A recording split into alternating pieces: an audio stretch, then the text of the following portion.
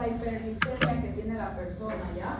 Sino que es de causa o de etiopatogenia multifactorial. Son muchos factores los que involucran a que aparezca diabetes mellitus, tanto para la 1, para la 2, para la gestacional o por otros tipos de diabetes. Y esta etiopatogenia multifactorial sí tiene como marcador bioquímico lo que son las hiperglicemias crónicas, y que eso va a repercutir y va a alterar los hidratos de carbono, los lípidos y las proteínas. Va a dar como resultado que haya un déficit absoluto de insulina para la diabetes tipo 1, un déficit relativo de insulina ya para la diabetes tipo 2, o puede ser que ambas ya estén implicadas, tanto el déficit relativo como la alteración en el mecanismo de acción de la insulina, ¿ya? Especialmente para diabetes tipo 2 y para diabetes gestacional podemos tener alteración en el mecanismo más un déficit relativo, porque las células beta pancreáticas en diabetes tipo 2 y gestacional todavía siguen produciendo cierta cantidad de insulina, aunque poquita, pero todavía hay, ¿ya? En cambio, en la diabetes tipo 1, mayormente el déficit va a ser absoluto. Muy bien. Esto va a hacer que repercuta toda esa hiperglicemia y todas esas alteraciones de insulina en nuestra macro y microvasculatura, dando lugar a complicaciones de la diabetes, como por ejemplo, si repercute alteración en la microvasculatura, la persona puede tener complicaciones como nefropatía diabética, retinopatía diabética, neuropatía diabética, ¿ya? Y si repercute en la macrovasculatura, la persona puede tener enfermedad del pie diabético, cardiopatías, por ejemplo, y en fin, otras complicaciones como por ejemplo complicaciones del tracto urinario, neumonía, infecciones como gingivitis, caries, de orofaringo. O sea, el diabético va a tener un mundo de complicaciones, no solamente las que menciono, sino que de todo, ¿ya? ¿Qué más? La clasificación de la diabetes, vuelvo a repetir, desde 1997 hasta este 2024 todavía se mantienen tipo 1, tipo 2, otros tipos de diabetes y diabetes mellitus de tipo gestacional. Recordarles que se escribe con números arábicos, ¿ya? Y no con números romanos, ¿ya? Pero todavía hay unos slides que escriben con números romanos, más en la historia clínica, en el momento de colocar el diagnóstico, hacer énfasis que se escribe con números romanos, ¿ya? Porque la gente busca un mínimo detalle como para fregar a las personas, ¿ya? Eso es manera de protección legal. En cuanto a los criterios diagnósticos para diabetes en general, ya sea tipo 1, tipo 2, en gestacional vamos a ver que estos parámetros van a cambiar, ¿ya? Pero por otras causas van a ser los mismos. Podemos tener criterios clínicos, y los criterios clínicos van a ser la sintomatología que va a manifestar el paciente, las 4P, poliuria, polidipsia, polifagia y pérdida de peso, que vimos cómo se producía esas cosas cuando hablamos en la anterior clase, ¿no es cierto? Pero creo que se fue un retraso, ¿verdad? Algunos se quedaron. Muy bien, y tenemos otra sintomatología clínica, como por ejemplo que personas manifiesten visión borrosa, calambre, adormecimiento o entumecimiento de las manos, de los pies, ¿ya? O que esté asociada a otra infección también que sea.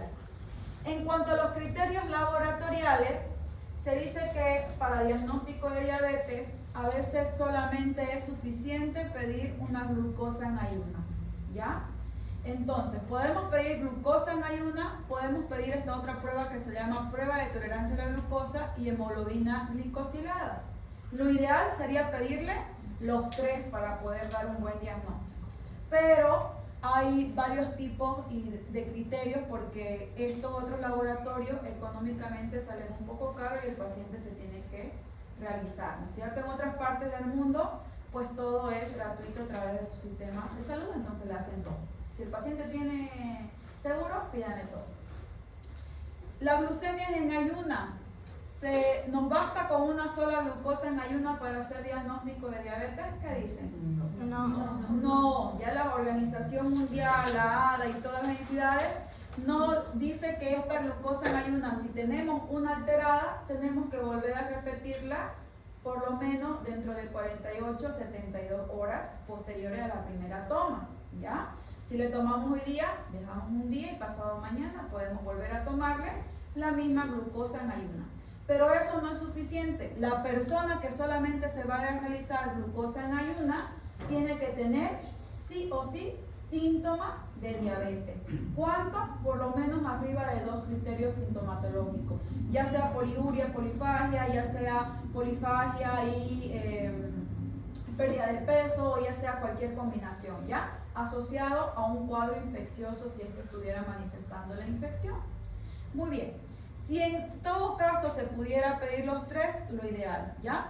Si pedimos los 3 y tenemos un laboratorio alterado, ya sea cualquiera de estos 3, pero 2 tenemos positivo para diabetes, ¿es positivo para diabetes? Sí, porque ya va de los 3 criterios, 2 salieron positivos y sí es diabético, y peor, si tiene síntomas de diabetes más factores de riesgo, ¿ya? Si de estos 3 solamente uno, cualquiera de estos, me sale alterado, ¿es diagnóstico para diabetes? No, hay que volver a repetir los otros 2 que salieron negativos, pese a que esa persona tiene sintomatología, porque recuerden que los síntomas de esa persona también podemos ver en otras patologías, como diabetes insípida, donde pierde grandes cantidades de agua y la persona va a tener también poliuria, polidipsia, ¿no es cierto?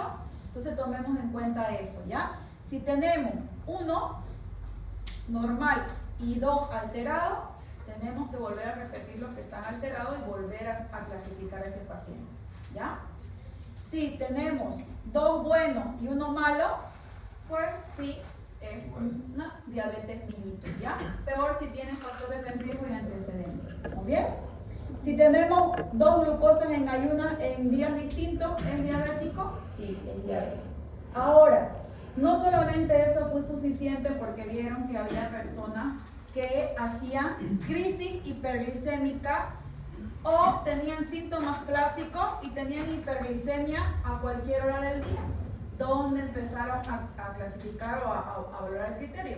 Dice que si encontramos en un paciente con una glucosa arriba de 200 miligramos al azar, o sea, a cualquier hora, no importa si es a las 3 de la mañana, 4 de la mañana, 5 de la tarde, 2 de la tarde, no importa si comió o no comió, no importa nada de eso, al azar, a cualquier hora, pero sí tiene que tener síntomas clásicos de diabetes, arriba de 2, ¿no es cierto? Es una persona con diabetes. ¿Le damos el diagnóstico de diabetes? Claro que sí. Peor si está asociado y ese diabético ya me está llegando con complicación como neumonía, infección urinaria, una vulvovaginitis, una balano... se me fue la palabra. Pero cualquiera, ya pie diabético, insuficiencia renal, o sea, cualquiera, descompensación hidroelectrolítica como deshidratación, lo que esté asociado, sí, es un diabético.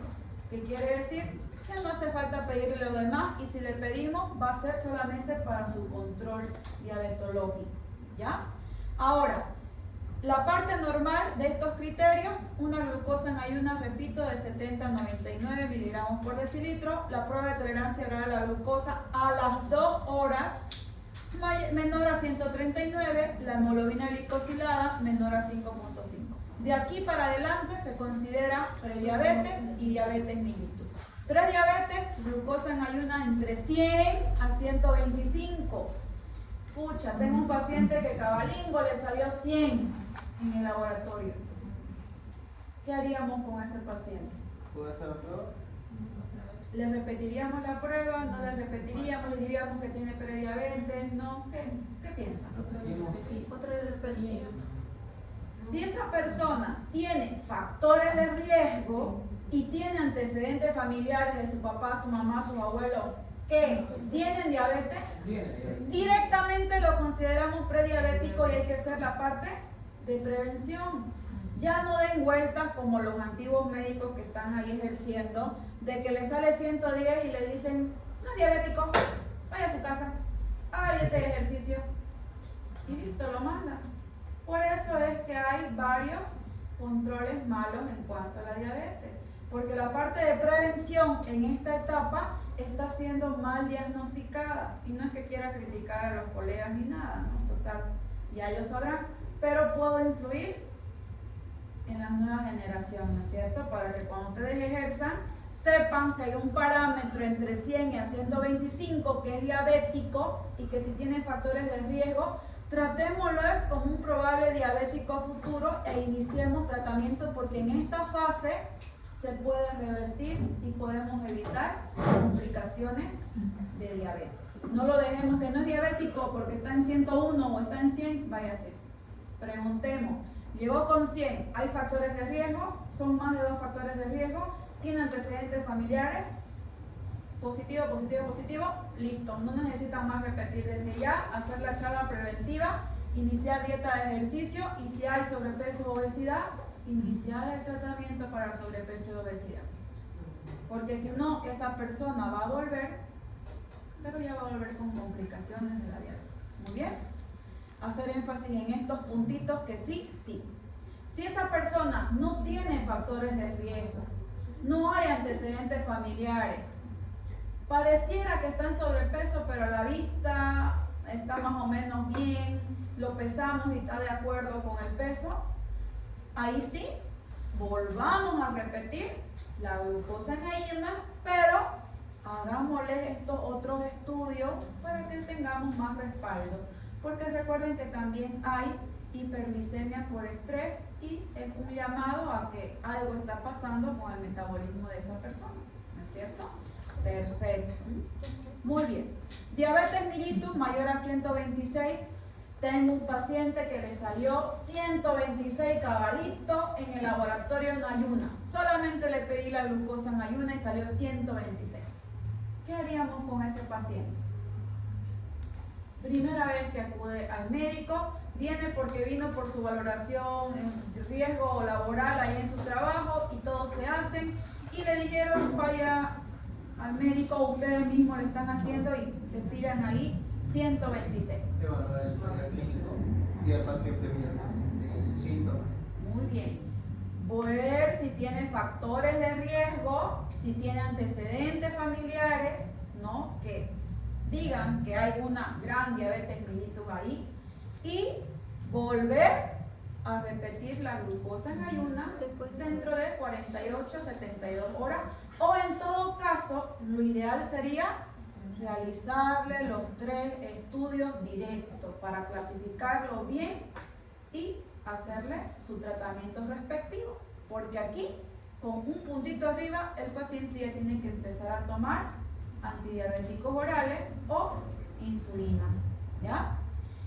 Prueba de tolerancia oral a la glucosa para diabetes mayor a 200 miligramos, prediabetes entre 140 a 199, hemoglobina glicosilada para prediabetes 5.5%, hasta 6.4% y diabetes mayor a 6.5%.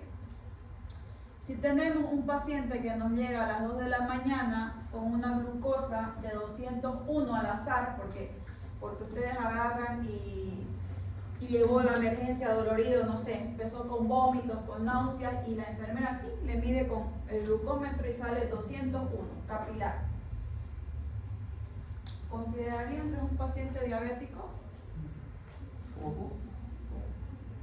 Si llegan a la emergencia o a eso de las 2, 3 de la mañana y llegan pidiendo vómitos o que le duele el oído o que empezó con dolor de garganta y por protocolo en la emergencia siempre miden la glucosa, ¿no es cierto? ¡Pum! Le midió a la enfermera y le pasa la historia clínica y ven que tiene 201 Sí. o 200. Dijo que está vomitando, ¿no? Vomitos, o puede ser que venga con dolor de oído, o puede ser que venga con hipertensión, o puede ser que le venga con cefalea, o le diga que está orinando mucho, o le duela o le arda para orinar, o no sé, porque se asustó en su casa y sintió palpitaciones y quiso venir a ver cómo estaba su presión a esa hora. No, sí, sí. ¿Les va a llegar así? Sí, llega. Doctora, no puedo dormir, me asusté porque escuché algo afuera y empecé a sentir palpitaciones 3 de la mañana. Y ya, señor, ¿y cuál es la emergencia? Escuché ruido. Este loco, no me tiro. Y salió 201. Lo que dijo usted de que puede haber momentos, ¿sabes? Donde aumenta. ¿Es diabético o no es diabético? No. Puede, sí. Puede ser. Al azar, mayor a 200 y sí es diabético si la persona tiene síntomas Hiperglicemia. clásicos de diabetes. ¿Cuáles son? Polidipsia, poliuria, polifagia, pérdida de peso, visión borrosa, adormecimiento o que esté asociado a una infección de cualquier tipo. Sí. ¿Ya? Entonces, te llega con 200, 201 en la madrugada, te llega vomitando, con diarrea, con lo que sea. ¿Qué dice? Síntomas clásicos. Preguntemos, estos días anteriores, señora, ¿usted ha sentido mucha hambre? ¿Ha orinado? Si les dice sí, orino en la noche, estoy orinando más de 2 veces. Y tiene mucha sed, sí, estoy tomando harta agua. O me da mucha hambre. O sea, que doctor, este tiempo he perdido peso, y yo antes era más gordito y ahora está más flaquito. Y llega con síntomas. Sí. ¿Es diabético? Sí, es diabético, ¿no es cierto? Y peor, si a ustedes le conversan y le dicen, a ver, en su familia, señora, ¿hay diabéticos? ¿Su papá, su mamá, su abuelo? Sí, mi abuela de parte de madre, de parte de padre son diabéticos, mis hermanos son diabéticos. ¿Alguna vez le dijeron que usted era diabética? Puede decirle que no, o puede decirle, sí, una vez hace unos años yo estaba paseando por ahí por la terminal y me medí el azúcar y me dijo que estaba alta. Y de ahí tomé mis aguas de canela, me fui al curandero y listo. Déjame decir. Pero vuelve con complicaciones de la diabetes, porque venir a las 3 de la mañana con algún síntoma cardiovascular o infeccioso o lo que sea, es porque algo malo está pasando dentro de esa persona, ¿no es cierto? Ya sea psicológico, ya sea real, físico, de lo que sea. Muy bien, entonces así.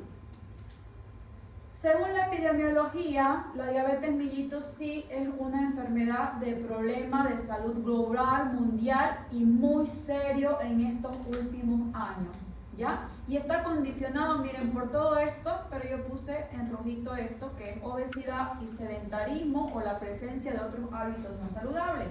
Más puede ser también porque empieza a haber transiciones demográficas a nivel mundial, los rápidos cambios sociales y culturales, el envejecimiento de la población, el aumento de la urbanización y los cambios de la dieta y la reducción de actividad física.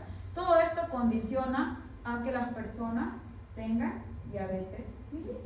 Especialmente, ¿cuál? La del tipo 2, la gestacional. ¿Ya? Vamos a ver.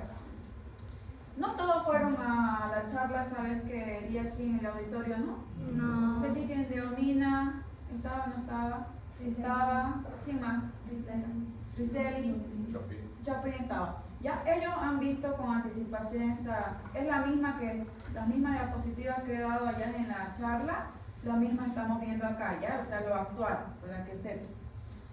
Entonces, los países más dulces del mundo, epidemiológicamente, miren ustedes y tomen en cuenta la tablita, de que tenemos varios países latinoamericanos, como Brasil, como Estados Unidos, Chile, Argentina, México, que son países latinoamericanos, ¿no es cierto? Que pertenecen a América Central, América del Sur, ¿no es cierto?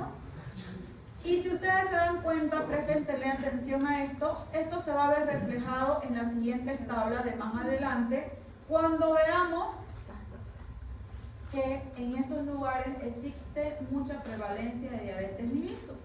En este cuadrito, China ocupa el primer lugar, luego India, Pakistán, España y Estados Unidos. Pero este es la tablita del ranking de los 10 países que tienen altos números de enfermos con diabetes mellitus hasta el 2021, ¿ya? Reflejado en millones de personas. China, en primer lugar, India, Pakistán, Estados Unidos, que ocupa el cuarto lugar, Indonesia, luego el sexto lugar Brasil, México el séptimo y luego vienen los demás países, ¿ya? Esto es importante, sí. ¿Por qué? Porque al lado de nosotros hay un país hermano que se llama Brasil. Y Brasil tiene alta prevalencia en diabetes mellitus. Pues me voy a ir a Brasil también. Alta personas con diabetes mellitus, ¿ya? Otros Estados Unidos, ¿no? Y entonces, estos cambios geográficos, demográficos, las alteraciones, el avance científico y todas estas cosas que vimos acá, las transiciones, las migraciones, influyen en el sitio del lugar donde la persona migra. ¿Por qué? Porque también llevan cultura, ¿no es cierto? El boliviano cuando viaja a España, a Chile, a donde sea que se vaya, ¿qué lleva? El bolo. No, no van a subirlo a YouTube, ya lo fregaron, ¿verdad? No, lleva su cultura, empieza a promover la cultura gastronómica. Depende de la región que vaya la persona, empiezan a hacer majadito, que calapurca, que rapi, que fricasé, y hacen un cambio gastronómico en esa parte de ese lugar o ciudad donde van a ir. Igual, de Brasil se vienen acá y si ustedes se dan cuenta en los alrededores de la universidad, hay un cambio de cultura, ¿no es cierto? Porque ellos traen su gastronomía. ¿Qué comidas más hay por acá?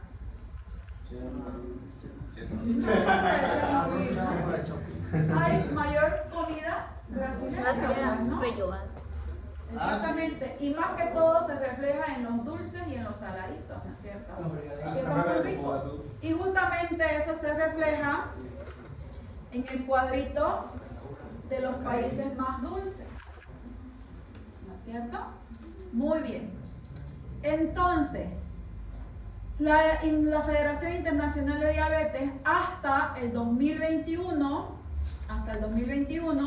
dice que 1 de cada 10 adultos entre 20 y 79 años tiene diabetes mellitus. Y 1 de cada 2 adultos con diabetes no está diagnosticado. ¿Qué más dice? Que el 9% de los gastos a nivel mundial se van a la diabetes mellitus. Y miren esto, 1 de cada 6 nacidos vivos, que corresponde a 21 millones, se ve afectado por hiperglicemia durante el embarazo. O sea, las mamás hacen diabetes gestacional. 1 de cada 6 nacidos vivos. No dice 1 de cada 100, 1 de cada 1000, no. Entonces, esas 6 mamás han hecho diabetes mellitus gestacional para que estos niños tengan una probable enfermedad diabetológica más adelante. 3/4 partes o el 81% de las personas con diabetes viven en hogares de países de ingresos bajos y medios. No dicen que afecta a multimillonarios, a ricos, no. Obviamente puede afectar, claro, pero los más afectados son los de ingresos medios bajos, ¿no es cierto? Y en América Latina, especialmente América del Sur, mayormente somos más ingresos medio bajo, ¿no? De clase media baja, ¿no? O lo contrario. Bueno, ahora porque estamos viendo otra cosa que reina en Bolivia, puede ser que aparezcan más autos, ¿no? Pero todavía seguimos con la pobreza que se refleja en que las personas no tienen para comprarse un medicamento, ¿ya? Muy bien.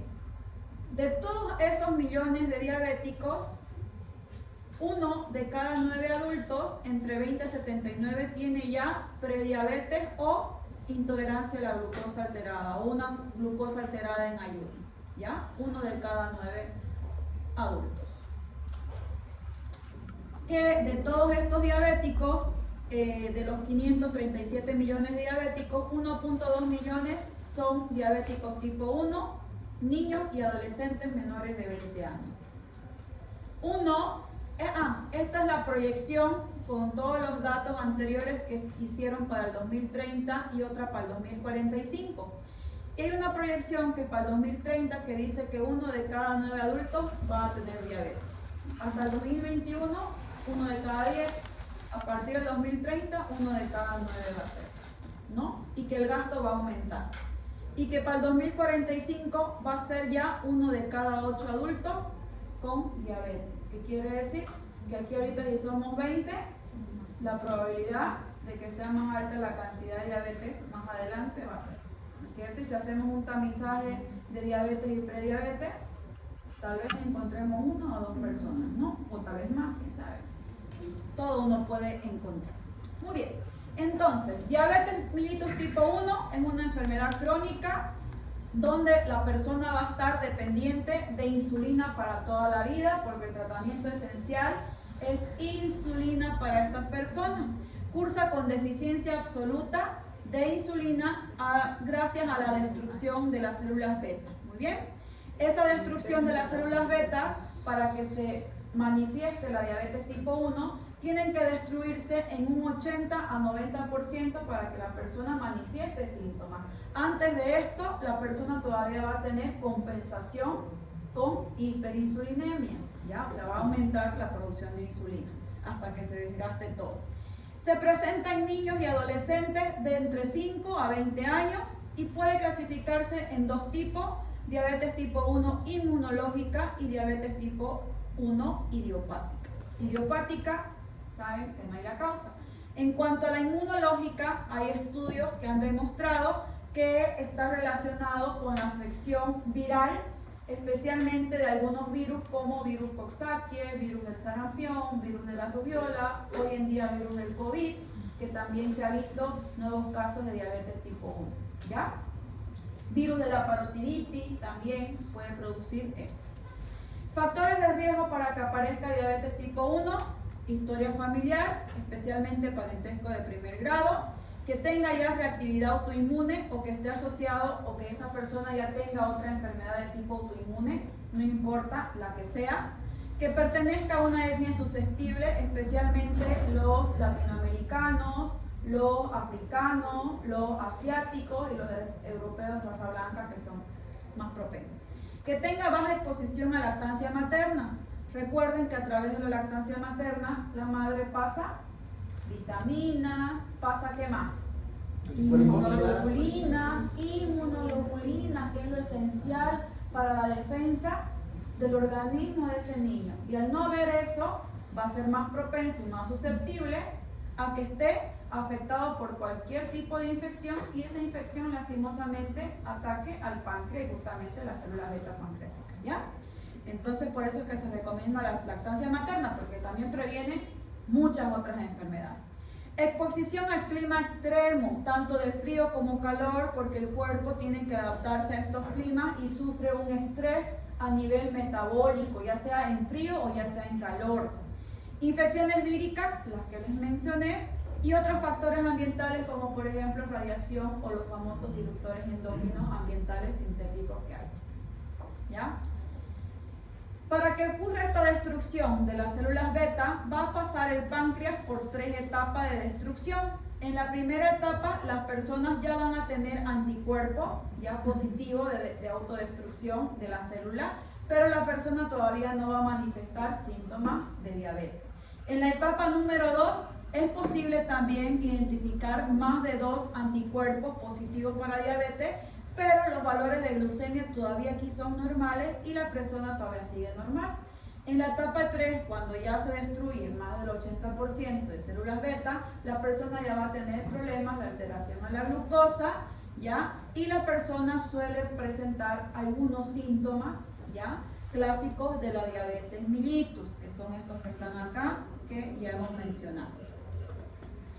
Entonces, en resumen, fisiopatología de la diabetes tipo 1, tiene que haber mecanismos de destrucción de esas células beta, que puede estar ligado a la predisposición genética, puede estar ligado a genes del locus o del complejo de histocompatibilidad, tiene que haber una respuesta autoinmune, también puede contribuir los factores ambientales como infecciones virales que causen un daño directo en la célula.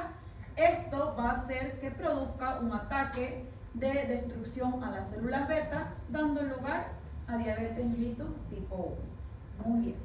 ¿Qué hacemos con este paciente diabético tipo 1? Tenemos que evaluarlo, ver los criterios diagnósticos para diabetes. ¿Cómo hacemos la evaluación clínica de esta persona con diabetes? Toda persona con diabetes mellitus en debut debe ser hospitalizada, ¿ya? Tiene que hacerse una buena anamnesis, un examen físico, pedir laboratorios, los que vimos del criterio diagnóstico, más laboratorios de acuerdo a su patología, que podemos pedir ionograma, gasometría, ¿ya? todos los estudios habidos y por haber, inclusive incluyendo marcadores inmunológicos. Hay que hacer seguimiento y evaluación de las posibles complicaciones con las que llega a la emergencia y las posibles complicaciones a futuro que vaya a tener esta persona. ¿Y el tratamiento? El tratamiento consiste en insulinoterapia. Ahora, volviendo a las diapositivas de atrás. El paciente va a manifestar síntomas clásicos de diabetes, pero entre el 90% de pacientes diabéticos tipo 1 van a hacer su debut con una enfermedad que se llama cetoacidosis diabética, ¿ya? El 90%. El otro 10% va a venir con otras enfermedades, otras infecciones. Estas personas van a manifestar todos los síntomas, pero van a manifestar también glucosuria porque la glicemia excede el umbral renal mayor a 180, entonces empieza a haber glucosuria. Eso va a llevar a que haya una diuresis de tipo osmótica, haya poliuria, polidipsia. Esto va a hacer que se convierta en una acidosis metabólica porque va a haber aumento de los cuerpos cetónicos, pérdida de peso y deshidratación, que se ve reflejado en este cuadrito de cetoacidosis diabética, donde va a haber una disminución de insulina, hiperglicemia plasmática, aumento de las hormonas de contrarregulación que hemos hablado, va a repercutir en el tejido adiposo, aumentando la salida de los ácidos grasos y la utilización como forma de energía, y el resto va a empezar a convertirse en cuerpos cetónicos a nivel del hígado. Esto va a hacer dos cosas. Uno, va a irse aquí en los vasos sanguíneos y va a producir cetonemia, va a cambiar el pH. Entonces, el pH va a tender a disminuir, lo cual va a conducir a una acidosis de tipo metabólica. Dos, estos cuerpos cetónicos van a salir a nivel del riñón, porque tiene que haber escape, ¿no? Salida, y va a producir cetonuria, cuerpos cetónicos positivos, ¿no? Esta acidosis metabólica va a hacer que el aparato respiratorio empiece a cambiar, ¿no? Y empiece a tener problemas de insuficiencia respiratoria, y ahí aparece la famosa respiración de Kussmaul, ¿ya? Aparece el aliento cetónico, producto de estos cuerpos cetónicos que están elevados en el cuerpo, y cuando tú te acercas a esta persona huele su aliento como a sidra o como a vinagre de manzana. Algunos lo reportan con un poquito de alcohol, parece como si haya bebido, pero no. Otros reportan también como una fermentación más que todo de la manzana, es lo que reportan que Sí, de la manzana. ¿ya? Pero no es una halitosis fétida, ¿ya? No es soportable, no es una halitosis así por bacterias o algo así, ¿ya?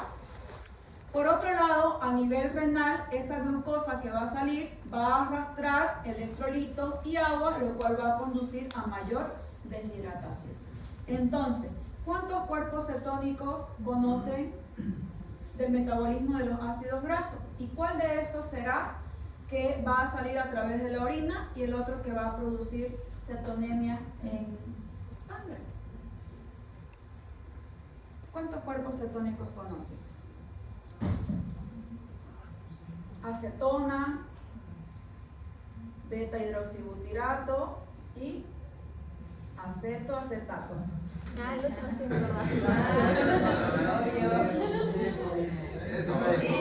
Fisiología, bioquímica, ¿no? Y esos de aquí, lo que aumentan son el beta hidroxibutirato, ¿ya? Y la acetona, que son tóxicos, y lo que va a producir todas estas cosas de cetonemia y cetonuria, ¿ya? Muy bien, una vez dicho eso, vamos a entrar al tratamiento de diabetes mellitus, donde el primer pilar es la educación diabetológica, ¿ya? ¿Y aquí voy a encender la luz? Sí, porfa. Porque está muy oscuro, ¿ya? Educación diabetológica. ¿En qué consiste la educación diabetológica? La educación diabetológica tiene que partir de dos personas. Una, personal de salud, que sepa sobre diabetes y el tema, porque es complejo y porque cada cuerpo va a ser diferente ante la enfermedad. Por eso es que unos diabéticos hacen insuficiencia renal, otros hacen pie diabético, otros se vuelven ciegos, otros, ¿qué les pasa? Tienen cardiopatía, porque cada cuerpo es distinto y cada cuerpo reacciona diferente a la diabetes, ¿ya? Por eso es que algunos dicen, pero mi vecina le dio diabético y a mí no. ¿No? O a mí me dio insuficiencia renal y a mi vecino le cortaron el pie, ¿no? Sí, ya van a ver las historias que le van a llegar, son como para grabarles y hacer una telenovela de cada paciente. De verdad ya dije, yo me voy a poner a hacer eso, volcarlos así para que no se vean y que cuenten sus historias, porque son historias fantásticas de cada persona. Muy bien, entonces, principal factor para la educación es una persona que se instruya sobre diabetes y que no solamente vea una hiperglicemia. Hiperglicemia, está en 101, vaya a su casa, señora. ¿Ya? Lo que yo estoy haciendo ahorita es crear conciencia y dando educación diabetológica, ¿no? La otra parte es la educación diabetológica que el paciente tiene que recibir por parte del personal de salud, ¿no? Y que también él se instruya por su misma cuenta para saber sobre su enfermedad y que esa persona no solamente piense que es una glucosa y que si están 300 o 400 y se toma un agua de canela va a ser milagro y va a bajar su azúcar, o un agua de moringa. Digo, bicarbonato.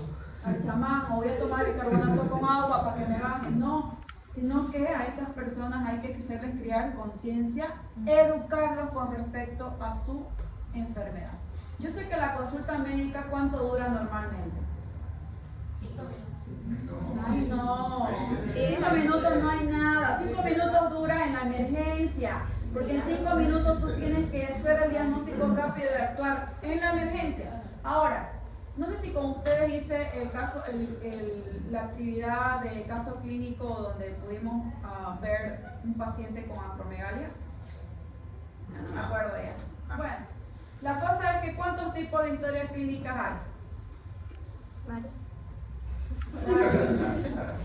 La historia clínica de emergencia, donde tenemos que actuar rápido, en menos de 10 minutos, dar diagnóstico y listo, ¿no? Riesgo de vida. La historia clínica magistral, la del consultorio, donde uno tiene un poquito más de tiempo y esa dura entre 15 a 20 minutos. Por la parte privada tal vez dure un poquito más, ya entre 30 minutos a 40 minutos, una consulta, porque el paciente está pagando, entonces hay que dar una mejor atención de calidad. Pero en realidad la atención pública no tiene que ser menos que una atención privada. O sea, al mismo tiempo tienes en la pública, al mismo tiempo tienes en la privada. O sea, no hay que, no, ¿ya? Pero sé que mayormente hay más demanda en la pública porque te mandan como 15, 20, 30, 40 pacientes en un solo rato, ¿no? Y entonces ahí es donde dificulta el mal manejo para poder hacer algo bueno. Pero siempre tratar de dar, aunque sea una charla pequeñita, con respecto a la diabetes mellitus a esa persona, ¿ya? No tratarlo, hacerle reflexionar, porque de nada sirve que le griten al paciente, que le digan, señora, deje de comer, no ves que está gorda. He visto, y conozco una que es así, no les digo dónde trabajan, pero ya me han llegado más de 20 pacientes en menos de 3 meses de ahí. Dígale inicio. Y entonces, ¿qué imagen le dan a la persona? ¿Volverías a ir donde esa doctora? ¿Llevarías a tu mamá ahí? No. ¿Llevarías a tu papá? No. ¿A tu hermano? No. Jamás volvería a ir, aunque sea gratis. ¿No es cierto? A no ser riesgo de vida y que justo esté esa persona ahí y ya pues ni modo, ya sea lo que sea, ¿no? Que también eso, ¿no? Pero no se trata de maltratar al paciente, aunque yo sé que a veces dan ganas, porque a mí me dan ganas igual, entiendan. No entiendes, como me encanta, ¿no? Pero no se puede hacer eso, solamente en la mente no dice. ¿Por qué? Porque al fin y al cabo, cada persona tiene que asumir su responsabilidad y su riesgo, ¿no? Yo, por ejemplo, utilizo la parte psicológica y le digo, bueno, 50% es de usted su responsabilidad y 50% es mía. Si usted no cumple, perfecto, pero de mi parte voy a tratar de cumplir dándole su medicamento, su dieta, su pero si usted no lo cumple ya no es mi culpa y entonces el paciente se va a ser mi culpa, va a ser mi culpa y se pone, ¿ya? Se llama psicología inversa, ¿no es cierto? Parte psicológica. Muy bien, porque si no, no hacen caso. Si ustedes tienen un familiar con diabetes van a darse cuenta. Plan de alimentación individual para cada persona. No es lo mismo, todas las personas su metabolismo es distinto, ya lo hemos visto en clase, que no es lo mismo esto. Actividad física individual para cada persona y la OMS recomienda 150 minutos de actividad física por 5 días o por 3 días y dan el mismo resultado, disminuyendo triglicéridos, presión y glucosa en sangre, mejorando a la persona. Pero por ejemplo, no lo voy a pues a mi paciente con pie diabético, no le voy a decir vaya a correr, ¿no? No, por eso es que es individual para cada persona, ¿no es cierto? Ya. Autocontrol se define como que este pacientito tiene que tener su glucómetro y tiene que tener la costumbre de controlar su glucosa, de autocontrol de su glucosa, de autocontrol de lo que vaya a comer y de control de su actividad física. Entonces, es responsabilidad del paciente, como les digo. Y la medicación, pues aquí viene, es insulinoterapia para las personas con diabetes tipo 1. ¿Ya? Tenemos insulinas convencionales y los análogos de insulina. Como ustedes pueden ver, las insulinas convencionales, su vida media es muy corta, se desarrollaron bajo técnicas para aumentar la duración de su acción. Estas incluyen la unión de proteínas de tipo protamina, por ejemplo, como la NPH, y otras técnicas que permiten mejorar su uso. Aquí tenemos NPH y cristalina como las convencionales. Y después tenemos los análogos de insulina, que son la parte sintética. Estas se han desarrollado en los últimos años y han recibido modificación de su estructura, pareciéndose cada día más a la fisiología de la secreción de la propia insulina del cuerpo humano. Aquí tenemos esta. Son la Lispro, la glucicina y la Aspart, que son insulinas de tipo análogos o sintéticas parecidas a la insulina y son de acción ultra rápida. Inicia su acción entre 5 a 10 minutos y dura en el cuerpo entre 3 a 4 horas. Otra que es análogo son la Determir y la Glargine, que son ultra lentas, o sea, el otro extremo. Esta inicia entre 4 a 6 horas y puede durar en nuestro cuerpo 24 horas. Esta cristalina y NPH son las convencionales que se utilizan hasta ahora y no se han dejado de utilizar. Muy bien. Cristalina de acción breve, a los 30 minutos subcutáneo y a los 15 minutos endovenoso va a ser su efecto y una duración entre 5 a 8 horas. NPH de acción intermedia empieza entre 1 a 3 horas su acción y una duración de 16 a 20 horas en el organismo. Muy bien. En cuanto a la combinación de insulina, antes que me vaya a otro lado, podemos combinar de algunas formas, pero hay otras que no se pueden combinar. Por ejemplo, no podemos combinar mi cristalina con mis insulinas de acción rápida, ¿no? O ultra rápida. Es negativa esta combinación. ¿Por qué? Porque las dos insulinas van a hacer acción rápida y breve, y la combinación puede llevar a la muerte del paciente causando la hipoglicemia severa y que a veces no se puede revertir. No podemos combinar NPH con las ultralentas porque también va a estar en este mismo horario de duración y también podemos llevarlo a riesgo de muerte. Pero sí podemos combinar una acción breve con una NPH, una cristalina con una ultralenta, o podemos combinar una ultralenta con una ultra rápida o una ultralenta con una cristalina, ¿ya? Pero nunca dos de acción rápida ni de acción lenta, nunca juntas, ¿ya? Este de acá es el cuadrito de insulinización rápida en la emergencia con solo insulina cristalina. La insulina cristalina es una insulina utilizada para la emergencia, para insulinización rápida. Y viene la glucosa en parámetros y viene si tenemos un paciente mayor o si es diabético tipo 1 o con insuficiencia renal. Viene la dosis de unidades para una persona normal y viene la dosis de unidades para pacientes con obesidad o que usan corticoides o que tienen resistencia a la insulina, ¿ya? ¿Qué quiere decir? Que si yo tengo un paciente que me llega con 180 de glucosa, ¿no? Y es diabético tipo 1 o tiene insuficiencia renal, le tocarían 4 unidades de insulina. Si yo tengo un paciente en normo peso, 6 unidades, y si es una persona que usa corticoides, pues le va a tocar 8 unidades de acuerdo a lo que diga la evidencia. Muy bien. Estos de acá son los dispositivos que se usan tradicionales, y esta es la jeringa de insulina, la verdadera jeringa de insulina, porque hay otras jeringas de insulina que no son de insulina, pero que sí pueden ser utilizadas de cierta forma.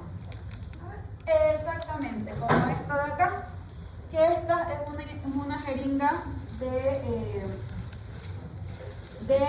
no de insulina, es de 1 ml, ¿ya? Y que voy a abrirla, ¿ya? ¿Qué para hacer su término?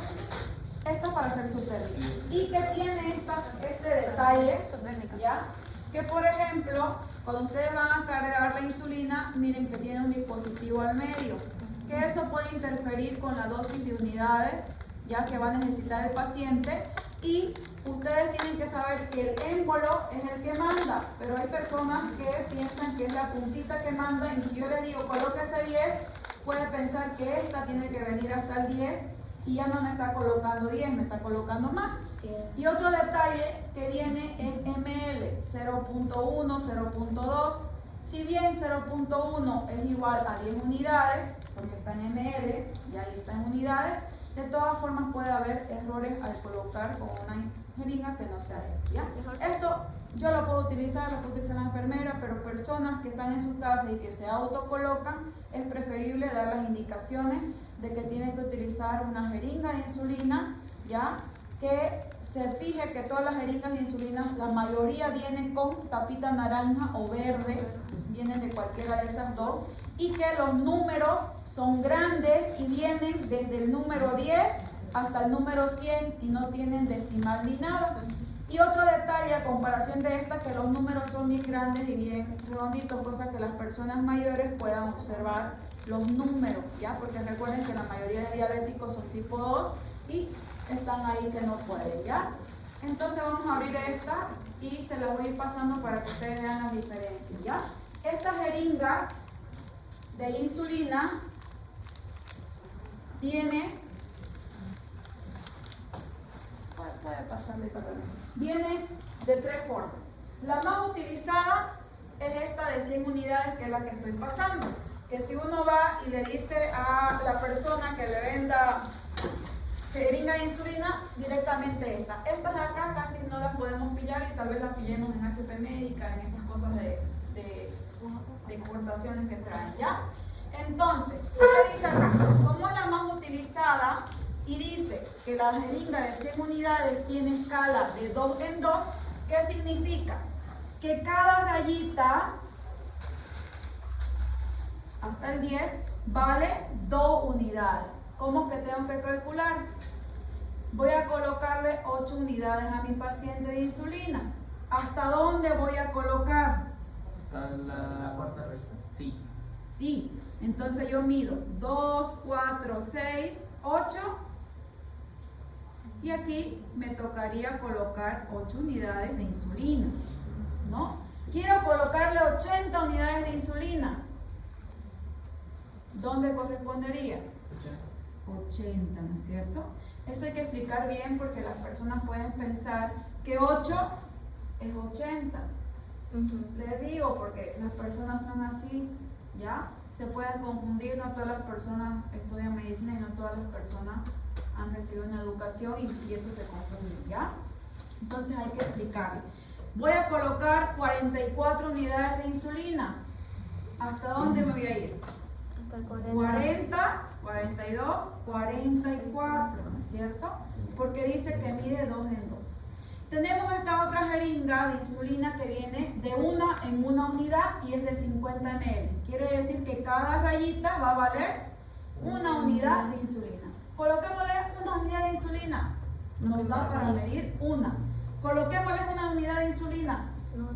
No se puede porque van a ver la jeringa que no hay cómo subirle ni quitarle 1 unidad, ¿ya? La de 30 viene de media y media unidad. Mayormente se utiliza en niños cuando le hacemos por kilopeso esa de ahí, ¿ya? Entonces, como la más utilizada es esta, a veces tenemos problemas en que nos salen números impares para la insulinización. Colócale 33 unidades de insulina. ¿Dónde le vamos a colocar 33? 30, 32, 34. En el de una unidad. Pero no hay en Santa Cruz porque se acabaron. Tienen que esperar de acá a un mes para que lleguen esas jeringas. ¿No se lo puede redondear? Podemos poner dos opciones, una menos, otra redondear a más, ¿ya? Menos. Entonces, aquí me vengo yo. ¿Cuánta glucosa me baja una unidad de insulina? ¿No? Porque ahí vamos a saber si le aumentamos o le disminuimos a esa persona. Sí. ¿Puede bajar más o menos 3? 5. ¿Qué dicen? ¿Quién da más, quién da menos? 5. ¿Cuántos gramos o miligramos, perdón, de glucosa me baja una unidad de insulina? Cada unidad, ¿no? Una unidad. Aproximadamente 50 miligramos me baja una unidad de insulina. ¿No? Ahora, ¿de qué va a depender? Del metabolismo de cada persona. Porque puede ser que yo a Camina le coloque una unidad, ¿no? Y no me baje su glucosa más que 10 miligramos. Puede ser que a Jerry le coloque una unidad y de él me baje 30. Puede ser que a Cosío le coloque una unidad y de él me baje los 50. Puede ser que aquí a Carlos le coloque lo mismo y me haga una hipoglicemia severa. ¿Ya? Entonces, la insulinización tiene que tener cuidado porque colocar insulina puede la persona terminar en hipoglicemia y muerte. Hay una serie de un enfermero que mataba con insulina a sus pacientes. No sé si la vieron, está en Netflix, El Ángel Negro, se llamó El Ángel de la Muerte, creo que hay su documental, ¿no? Obviamente le mezclaba otra cosa, pero desde ya solamente insulina. Entonces, alto riesgo de que la persona se muera utilizando insulina. Claro, si tú no le explicas bien y tú piensas que el paciente sabe igual que tú, grave, ¿no? Por eso es que la educación parte desde el primer día en que uno va a colocar insulina, porque esa persona por el resto de su vida va a utilizar insulina, ¿no es cierto? Muy bien. Tenemos también estos dispositivos modernos que son los FlexPen o PENS, donde vienen mayormente los análogos de insulina, pero también algunas industrias ya han colocado NPH y cristalinas en los FlexPen, combinados, mixtos, que se puede comprar, ¿ya? ¿Cuál es la diferencia entre una insulina convencional y los FlexPen? El costo. Las convencionales son más económicas, las FlexPen son más caritas, ¿ya? Un frasquito de insulina NPH donde tiene 300 unidades cuesta aproximadamente entre 130 a 150 dependiendo de la marca, y un FlexPen que tiene entre 70 a 80 unidades, máximo 100, puede costar entre $30, $50, ¿ya? Y que le alcanza para mí.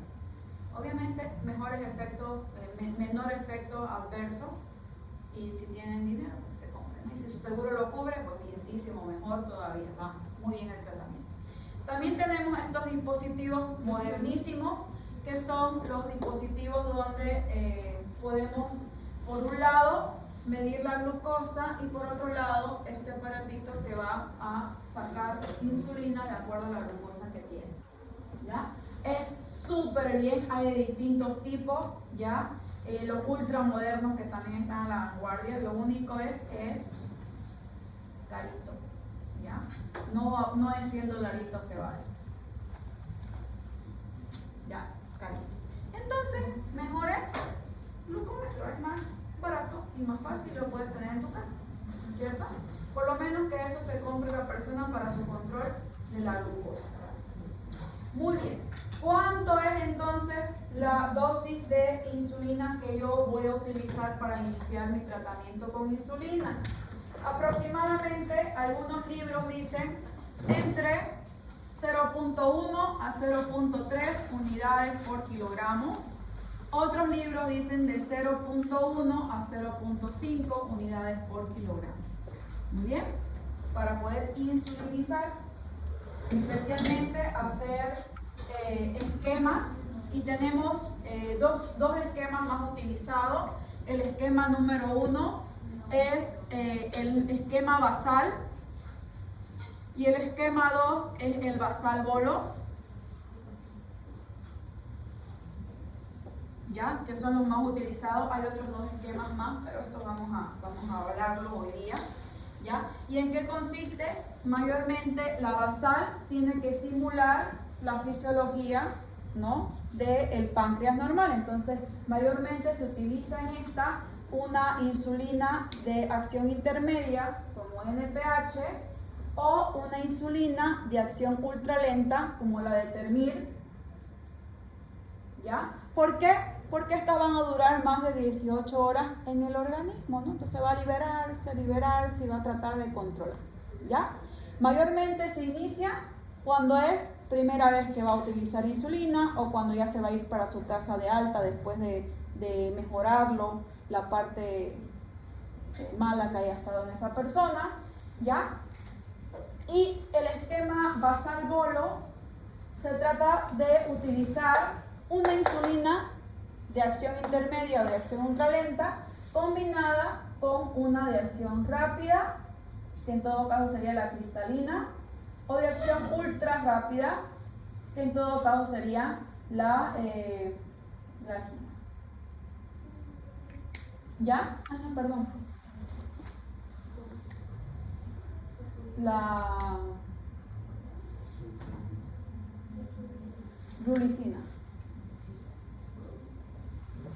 La palabra. Falta azúcar. Muy bien.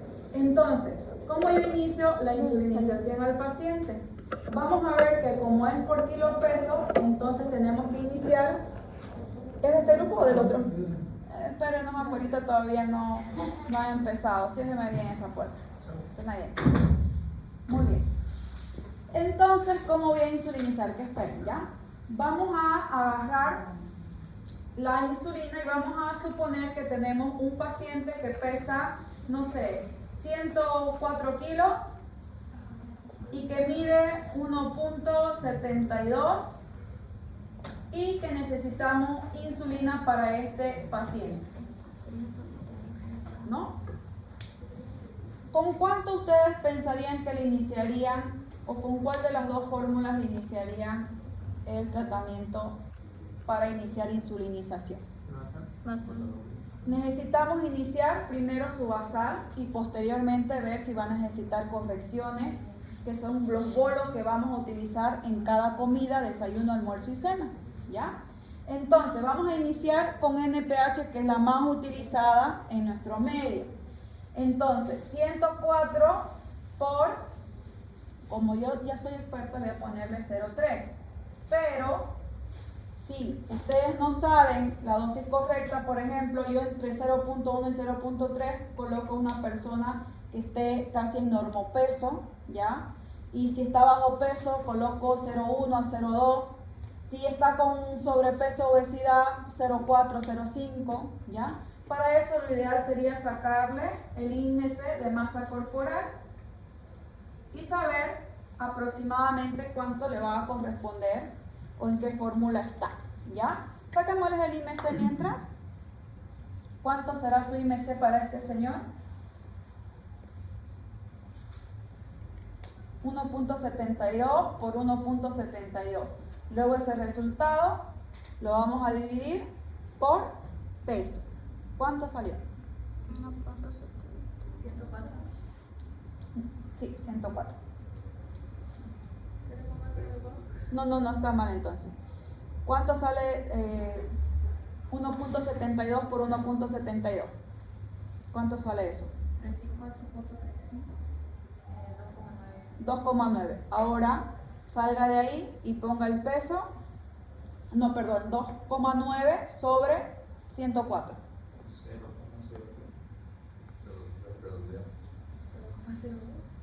No, es que tiene que poner primero la masa sobre el peso. Sobre el peso, entonces a ver al revés.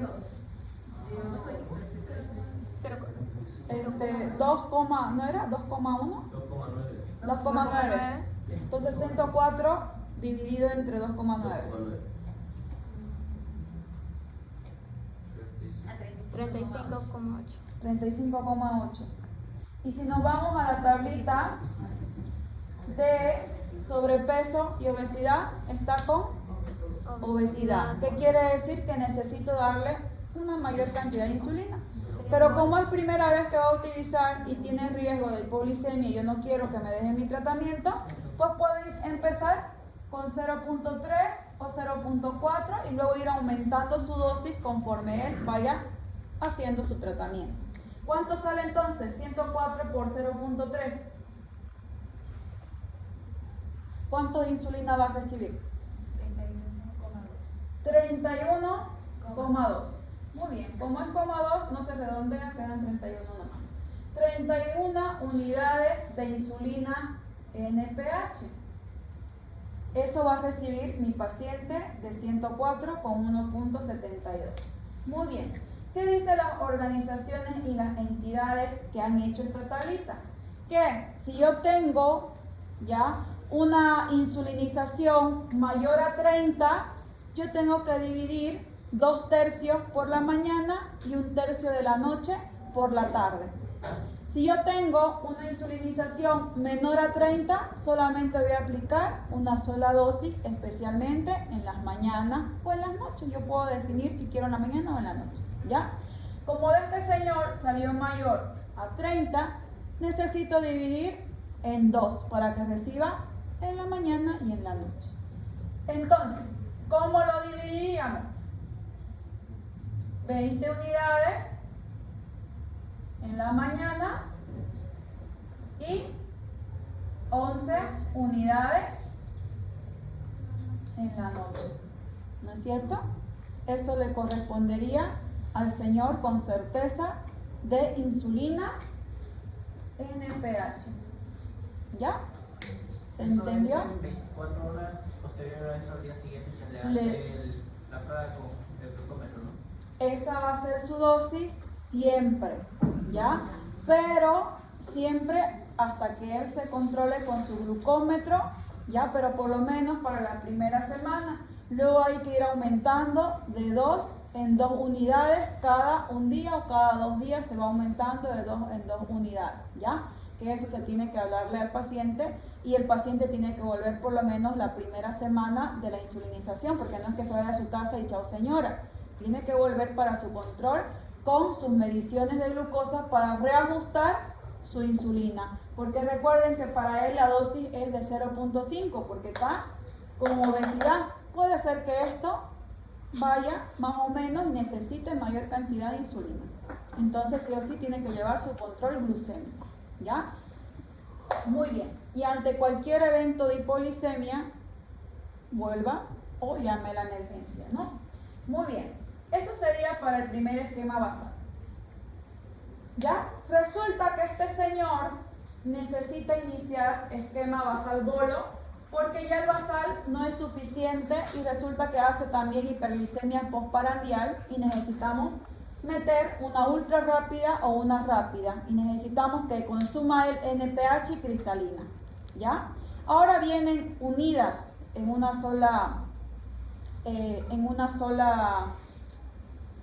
solo frasco o en un solo aplicador, pero la mayoría vienen separadas también para poder unirlas y poder aplicar, ¿ya? ¿Cómo hacemos el cálculo para esta insulinización de NPH y de insulina basal? Vamos a hacer la quesita y ya vamos a cerrar un poquito esto, ¿ya? Resulta que necesita 31 unidades, ¿no es cierto? 31 unidades esa persona de insulina, ¿ya? Pero necesito darle NPH y cristalina, vamos a suponer porque son las más utilizadas. ¿Cuánto de NPH le voy a colocar y cuánto de cristalina le voy a colocar? Se divide en 2 y la mitad voy a colocar NPH, que sería 15, ¿no es cierto?